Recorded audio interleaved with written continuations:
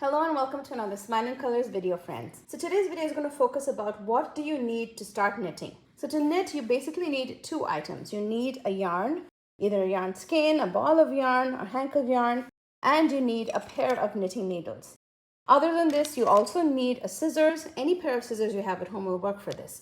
In your family, if you have knitters or you have a friend who's knitting and they've gifted you a ball of yarn and knitting needles, by all means start using that and follow along with me.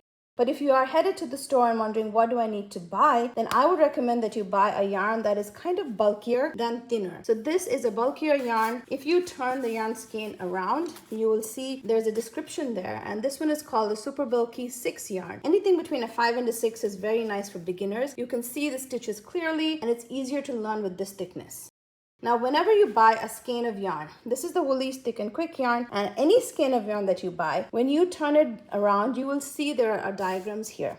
This tells you what kind of yarn it is, its thickness, it's number 6 yarn, and right next to it there are two symbols. This is the knitting symbol, this is the crochet symbol. So the knitting symbol here shows that you need a 13 or 9 millimeter. So what you want to do is find a needle that says the same numbers. This is a 9 millimeter, so I've used a 9 millimeter needle. So here's the needle that I've picked up. These are the 9 millimeter needles that I have.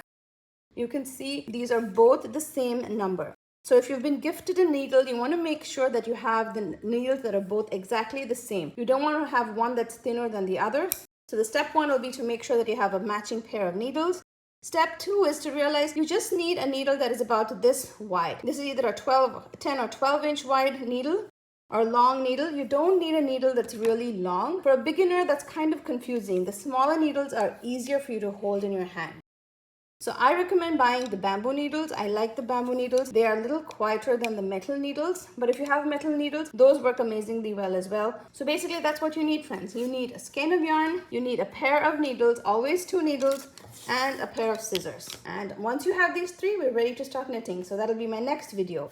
I'll see you guys soon. Till then, happy crafting.